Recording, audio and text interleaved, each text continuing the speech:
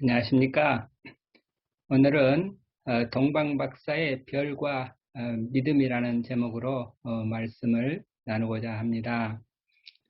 성경 말씀을 함께 봉독하겠습니다.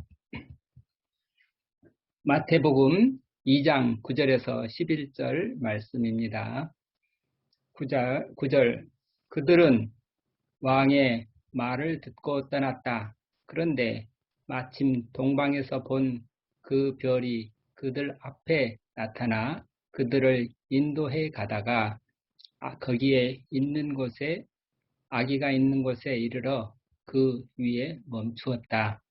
그들은 그 별을 보고 무척이나 크게 기뻐하였다. 그들은 그 집에 들어가서 아기와 그의 어머니 마리아와 함께 있는 것을 보고 엎드려 경배하였다. 그리고 그들의 보물 상자를 열어 그에게 황금과 유향과 몰약을 예물로 드렸다. 성경 말씀이었습니다. 마태복음. 자, 그들이라고 하는 것은 동방 박사들이죠. 2000년 전에 동방에 박사들이 살고 있었습니다. 그들이 하늘에 새로 커다란 밝은 별이 나타나는 것을 보고 이스라엘에 새로운 왕이 태어났구나 그걸 알게 됐죠. 그래서 그 새로 태어난 그 왕을 찾아보기 위해서 그 별을 보고 이스라엘 땅 예루살렘으로 찾아왔답니다. 그런데 예루살렘에는 당시에 헤롯 대왕이 통치하고 있었지요. 헤롯 대왕이 그 찾아온 동방 박사를 만나서 그 별이 언제 나타났느냐, 너희들이 그곳을 떠난 적이 얼마나 됐느냐 이렇게 물어보고, 그리고 그 태어난 왕을 너희들이 찾거든 나한테 알려주라. 그러면 나도 가서 예배해야 되겠다. 그렇게 해서 그런 헤롯 대왕의 왕을 만나고 그 왕의 말을 듣고 그 다음에 이제 다시 베들레헴으로 그 아기 예수를 찾아가는 그런 과정이죠. 먼저 그 동방 박사들 그들은 어떤 사람인가 그러면 그 밤 하늘을 바라보면서 그 별을 연구하는 요새로 말하면 천문학자들이죠. 그 아름다운 그 밤 하늘에 별들을 바라보면서 그 별들을 왜 바라보나 그러면은 그 별들을 보면은 그 하늘에는 하나님의 뜻이 나타난다. 그래서 하나님의 뜻을 찾는 사람들이요. 하나님의 뜻 그리고 하늘의 질서를 찾는 사람들이 그런 동방 박사들이었습니다. 우리가 지금도 하늘을 쳐다보면 북쪽 하늘을 바라보면 뭐가 보여요? 북두칠성이 보이죠? 그리고 북두칠성이 북극성을 중심으로 해서 빙글빙글 돌고 있습니다. 24시간이면 이렇게 한 바퀴씩 도는 거죠. 그런데 우리가 밤하늘이 24시간 밤은 될 수가 없으니까 이렇게 저녁에 초저녁에 북극성이 어디 있나 보고 그 다음에 북두칠성이 어디 있나 보고 또 새벽에 북두칠성이 어디 있나 보면은 많이 움직여 있는 것을 알 수 있죠. 그래서 그 하늘의 그 이치라고 하는 거 북극성을 중심으로 해서 모든 별자리들이 빙글빙글 돌고 있구나. 그 북극성이 있는 곳은 작은 곰자리고 북두칠성이 있는 것은 큰 곰자리라고 하죠. 그렇게 하늘에는 별자리들이 여러 개 있어요. 각각 이름들이 많이 붙어 있죠. 그중에서 대표적인 걸로 여름철에 보면은 저 남쪽으로 아주 아름다운 그 전갈자리가 아주 멋지게 나타나죠. 뚜렷하게. 그리고 겨울에는 새벽 하늘에 보면은 오리온자가 아주 그 삼트성 가운데 세 별, 서너 개 별이 빛나고 이렇게 뭔가 정사각형은 아니고 직사각형, 사다리꼴 모양이었던 사각형의 네 별이 다 나타나죠. 오리온자 반짝반짝. 그 오리온자가 이 겨울 새벽이면은 겨울밤에 우리를 잘 이렇게 반겨주는 겨울밤에서 가장 친근한 별이 오리온자죠.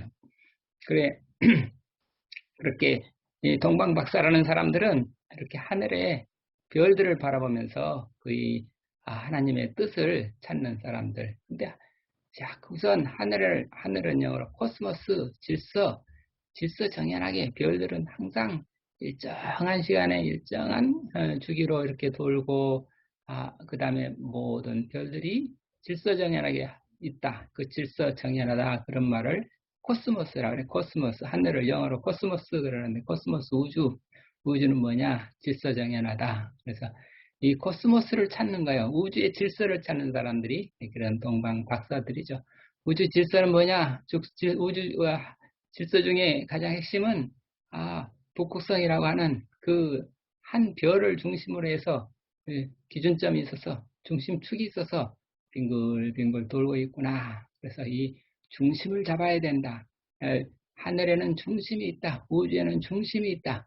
인생에도 중심을 잡아야 된다. 이 중심이 누구냐? 그 중심이 이 땅에서는 왕이 중심이다. 그래서 그 왕은 또 뭘 나타내나? 우리 민주주의에서는 백성의 마음이 왕의 마음이 돼야 된다. 그래요. 그게 이제 대통령은 항상 그 중심을 이게 인민의 마음의 그 중심을 잡아야 된다. 그렇게 해서 이렇게 중심을 잡는 것, 그게 사실은 하늘의 질서에서 배우는 땅의 질서라는 거죠. 그렇게 하늘의 질서를 통해서 땅의 질서를 받는다. 하늘의 별을 통해서 이 땅에 인간의 삶을 찾고자 하는 사람들이 동방박사들이요. 우리 옛말에 우리가 세상에 태어날 때면 하늘에서 별이 하나씩 태어난다고 그런 말이 있었어요. 그래서 성경에서도 그리고 별과 사람을 이렇게 대비하는 말이 많이 있죠. 하나님께서 아브라함에게 복을 주시면서 하늘의 별처럼 네 자손이 번창할 것이다. 하늘의 별을 보면서 이렇게 별을 창조하시되, 별도 하나님께서 창조하셨죠. 그리고 사람도 이렇게 하나님이 마지막에 창조해 주셨죠. 별을 창조하고 그 다음에 사람을 창조하고 이렇게 별과 사람이 같이 나오는데, 또 민수기를 보면 그 말씀에 한 별이 야곱에게서 나오고 그 한 즉 왕권이 이스라엘에서 일어난다, 그런 표현이 있어요. 그러니까 제 개인적으로도 하늘에 빛나는 그 별마다 아마도 그 별 하나하나가 다 각 사람에 해당하는 수호신이 아닐까, 이런 생각을 해봅니다. 예수님께서도 말씀하셨죠. 뭐라고요? 예수님께서 우리는 누구에게나 수호천사가 있다. 어떤 사람이든지 아무리 그 귀한 사람, 천한 사람이 없이 하나님 앞에서는 누구나 다 귀한 존재고, 한 사람 한 사람마다 누구나 다 그 수호천사가 돌보고 있어서 날마다 그 하나님 앞에 그 수호천사가 그 사람에 대해서 얘기하고 있다. 그런 말씀을 하셨죠. 그러니까 우리가 태어날 때 내가 태어남과 동시에 하늘에 수천사의 별도 태어나는 것이 아닌가, 그런 생각이 들죠. 우리가 어렸을 때 밤 하늘을 보면서 이게 동심에 내 별이 어디 있을까? 야, 내가 태어날 때 하늘에 별도 태어난다는데 내 별은 지금 그 무수한 하늘에 그 많은 별들 중에서 내 별은 어디 있을까?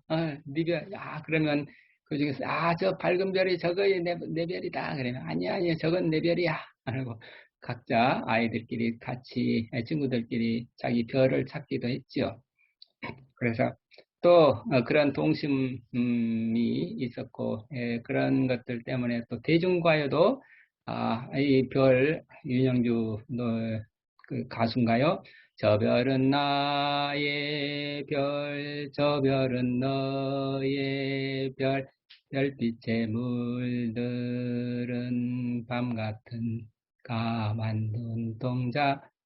그런 대중가요. 우리 또 청소년 시기에 그런 노래들이 많이 들었던 것 같은데, 하여튼 별처럼 그 반짝거리는 그 연인의 까만 눈동자를 보던 그런 그런 추억을 상기하는 그런 노래가 있었죠. 하여튼 별들은 우리에게 이런 아련한 그런 동경을 주고, 또 영원한 그리움을 주고, 또 무한한 그런 어떤 희망과 어떤 신비를 일으키는 그런 감흥을 우리가 잊을 수가 없죠. 이렇게 별을 생각할 때 또 우리가 생각나는 건 우리 유명한 우리 시인이 생각나죠. 윤동주 별 해는 밤이라는 그 윤동주의 시를 잊을 수가 없죠. 어, 윤동주의 시는 또 이렇게 있습니다. 별을 다 읽을 수는 없지만 이렇게 잠깐 소개하면 간단히 앞부분하고 뒷부분 하면은 별을 생각할 때면 또한 우리 윤동주 씨, 자 한번 계절이 지나가는 하늘에는 가을로 가득 차 있습니다. 지금 계절이 지나가는 가을철이죠. 지금 아마도 윤동주 시인도 지금 이 시절에 이 시를 지었던 것 같아요. 계절이 지나가는 하늘에는 가을로 가득 차 있습니다. 나는 아무 걱정도 없이 가을 속의 별들을 다 헬 듯합니다. 별 하나의 추억과 별 하나의 사랑과 별 하나의 쓸쓸함과 별 하나의 동경과 별 하나의 시와 별 하나의 어머니, 어머니. 나는 무엇인지 그리워 이 많은 별빛이 내린 언덕 위에 내 이름자를 써보고 흙으로 덮어버렸습니다.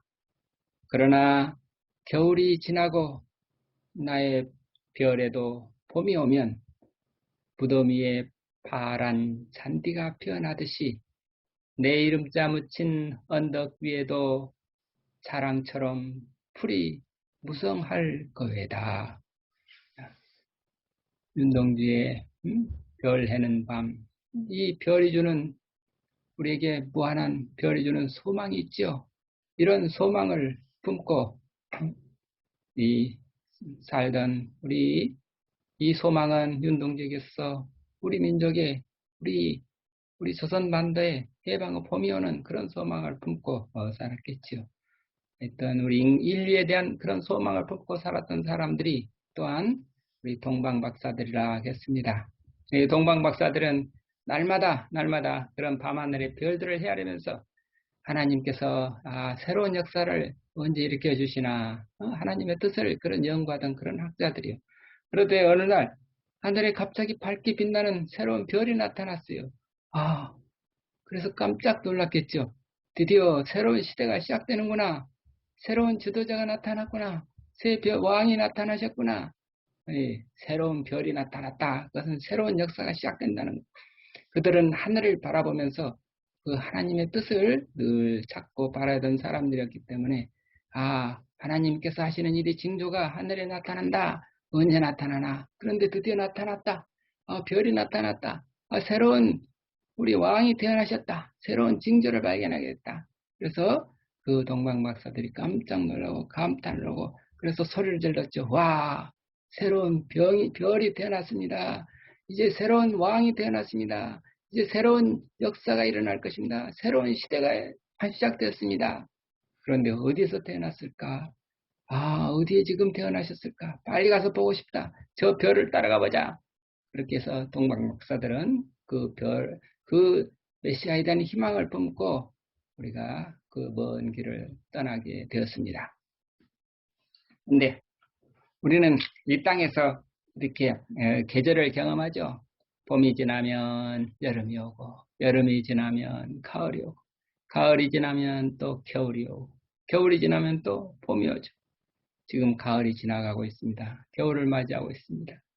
이런 사철의 변화를 우리는 경험하면서 이 땅에서 이런 계절의 변화가 일어나듯이 이 하늘에는 시대의 변화가 일어난다.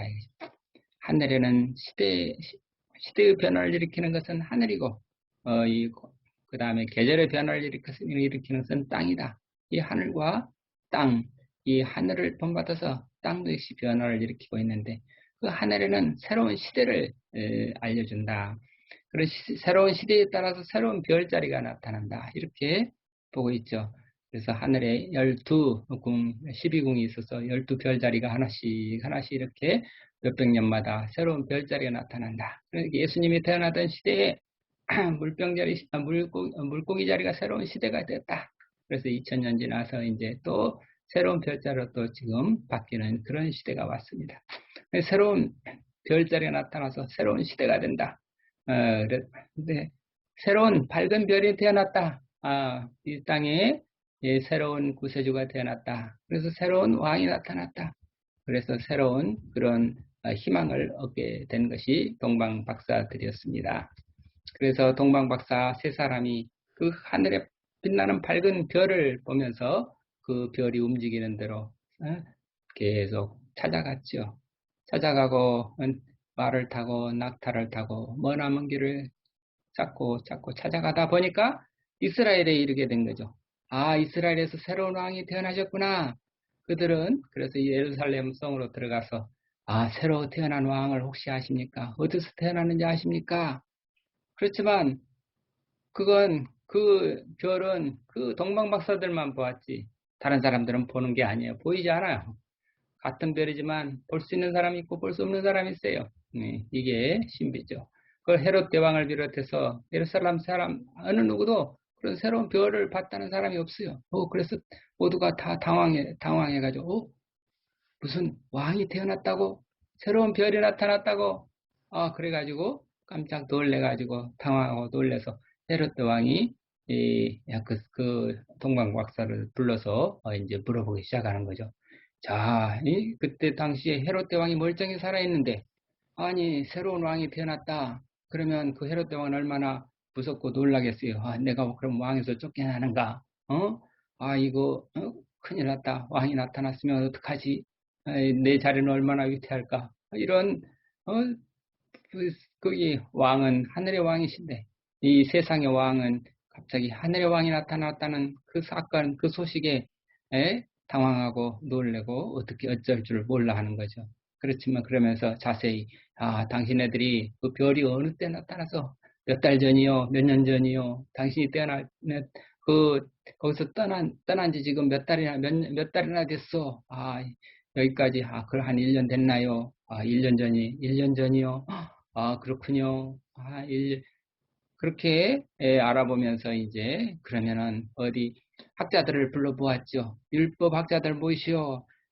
이 동방 박사들이 새로운 별을 발견했다는데, 자, 이스라엘에서 왕이 태어나면 어디서 태어나나요? 한번 성경 박사들 알아보시오. 그랬더니 이 성경 학자들이 열심히 새로운 왕이 어디서 태어나는가, 성경 말씀이 어디 있나 찾아보니까 미가서 5장 2절에 다음과 같이 딱 나오는 걸 발견했어요. 유대 땅 베들레헴아, 너는 유대 통치자들 가운데 가장 작지 않다. 네게서 통치자가 나올 것이니 그가 내 백성 이스라엘을 먹일 것이다. 이스라엘의 목자가 되리라. 베들레헴에서 목자가 나타날 것이다. 통치자가 나타날 것이다. 그러니 베들레헴은 결코 작은 땅이 아니라 예루살렘만 큰 게 아니야. 예루살렘보다도 더 못지않은 게 베들레헴이야. 이런 말이 나타났다.